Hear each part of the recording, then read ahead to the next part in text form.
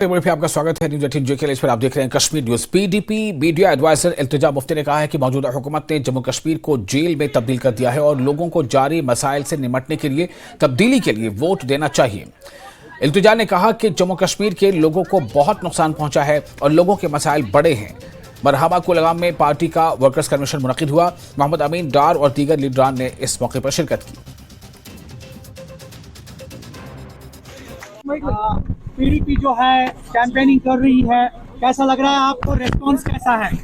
Response आप खुद देख रहे हैं। मुझे लगता है मोर देन एनीथिंग यहाँ लोगों को बहुत दर्द है। वो एक आज़ाब शिकस्त से गुजर रहे हैं 2019 से, और वो अपनी बात जाहिर कर भी नहीं पा रहे हैं क्योंकि 2019 से आप देख रहे हैं मरकजी सरकार ने जम्मू कश्मीर को कैसे एक जेल में तब्दील किया है। तो मुझे लगता है इलेक्शन बहुत जरूरी है क्योंकि उनको एक मौका मिलेगा अपने जज्बात एक्सप्रेस करने का, जाहिर करने का। मैसेज जम्मू कश्मीर की आवाम से यही होगा कि अगले 5 साल हमारे लिए क्रूशल है। हमारी शनाख्त, हमारी आइडेंटिटी, सब कुछ दांव पे है।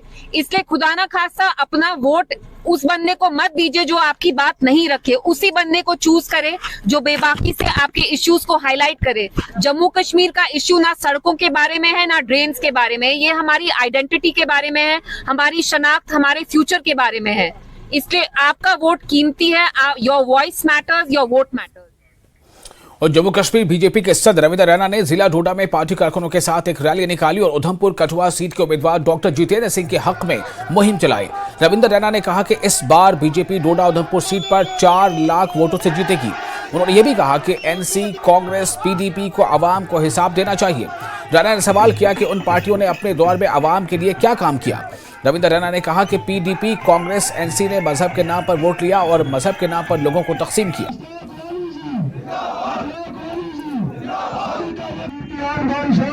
इस जम्मू कश्मीर की भाजपा की हड्डी अगर ये।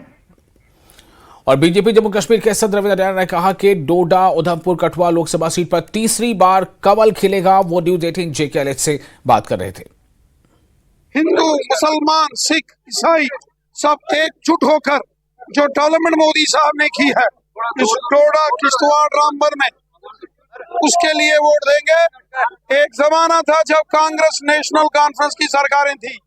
डोडा, किश्तवाड़, रामबन का खस्ता हाल कांग्रेस और नेशनल कॉन्फ्रेंस ने किया। आज बीजेपी की हुकूमत है, जन्नत बनाया है डोडा, किश्तवाड़ और रामबन को यहाँ, और ये बीजेपी की देन है। अगर देखा जाए आज बीजेपी ने मैनिफेस्टो भी जारी किया, उसमें कई बातें की गई है। गरीब का भला, आम आदमी का भला, डेवलपमेंट, हर शख्स का भला बीजेपी करेगी। ये बीजेपी का कमिटमेंट है। मोदी साहब पूरे मुल्क को अपना घर मानते हैं। हिंदू, मुसलमान, सिख, ईसाई आपस में हैं भाई भाई। ये प्यार, ये यकजहती, ये हिंदू मुसलमान भाईचारा ये हमने कायम किया। कांग्रेस के जमाने में तो दंगे ही दंगे होते थे। तबाही की कांग्रेस ने, लूटा, गरीबों के साथ जुल्म किया। आज गरीबों को इंसाफ मिला, मोदी साहब ने दिया, बीजेपी ने। और श्रीनगर लोकसभा सीट से अपनी पार्टी के उम्मीदवार मोहम्मद अशरफ मीर ने कहा है कि श्रीनगर के लोग तब्दीली चाहते हैं। नौजवान मंशियात और तनाव का शिकार हैं। मीर ने कहा कि वो आवाम के दरमियान जा रहे हैं और आवाम में शदीद नाराजगी है। नौजवानों की बेरोजगारी एक बड़ा मसला है।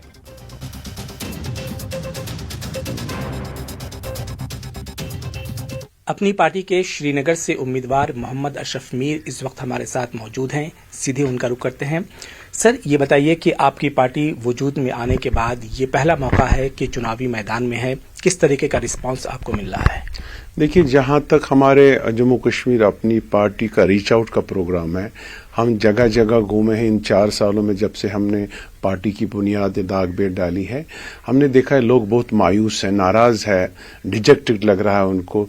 बहुत अफसोस का मुकाम है कि यहाँ पर पिछले 40-50 साल से वो चीज़ें हो ही नहीं जो होनी चाहिए।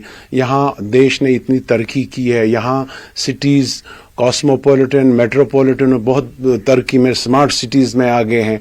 आज हम अभी भी ऐसा कुछ है कि जम्मू कश्मीर में बहुत से इश्यूज़ हैं। खास करके अगर मैं नंबर 1 इशू मानता हूँ कि यहाँ का जवान बेरोज़गार है। आज अगर देखेंगे वादी में कम से कम 15 लाख के करीब अनएम्प्लॉयड एजुकेटेड यूथ होंगे।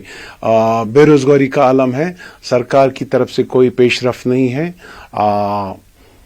देखेंगे इंशाल्लाह आने वाले वक्त में जम्मू कश्मीर अपनी पार्टी आएगी तो इनके लिए हमें फोकस करना पड़ेगा। जी, बदलाव की आप बात कर रहे हैं, अगर लोग आपको मैंडेट देते हैं तो आपके पास क्या ब्लूप्रिंट है श्रीनगर को लेकर? देखिए, बहुत ही बड़ा इशू है हमारा स्टेट का कि हमें अपनी स्टेट अपनी पहचान वापस आनी चाहिए।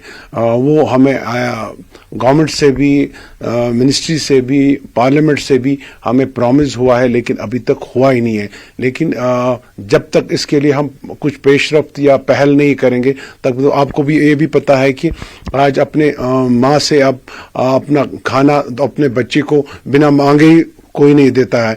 तो इसकी ये तो हमें प्रायोरिटी है कि हम स्टेट इमीडिएटली हमें रेस्टोर होनी चाहिए। दूसरा इमीडिएट रेस्टोरेशन है कि हमें एक रिलीफ मिलना चाहिए कि हमारे यहाँ यूथ के लिए एम्प्लॉयमेंट का पैकेज आना चाहिए, एंगेजमेंट ऑफ यूथ होना चाहिए। आज हमारा यूथ इस वक्त डिप्रेशन का शिकार है, ड्रग्स का शिकार है, उसके लिए हमें बहुत ही ये हमारा चैलेंजिंग टास्क है। और साथ ही हम चाहते हैं जम्मू कश्मीर अपनी पार्टी, आप आने वाले वक्त में देखेंगे विद इन डेज हम अपना जो एजेंडा दे देंगे वो डेवलपमेंटल एजेंडा भी होगा, लेकिन साथ ही साथ उसके साथ ये जो हमें गारंटीज होनी चाहिए उसमें एक तो है जमीनों का तहफ़्फ़ुज़ और नौकरियों का तहफ़्फ़ुज़। वो इन और कांग्रेस के सीनियर लीडर पीरजादा मोहम्मद सईद का कहना है कि जमीनी सतह पर बीजेपी की हालत इससे मुख्तलिफ है जो उनके लीडरान मीडिया में दावा करते हैं।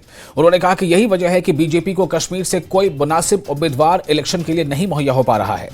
जमहाल अनंतनाग में पार्टी कारकुनों से खिताब के दौरान पीरजादा ने कारकुनों से तलकीन की कि वो अलायंस उम्मीदवार मियां अल्ताफ के हक में मुहिम शुरू करें। 6 सीटें लद्दाख के समेत हम जीत जाएंगे और ग्राउंड रियलिटी जो है वो डिफरेंट है।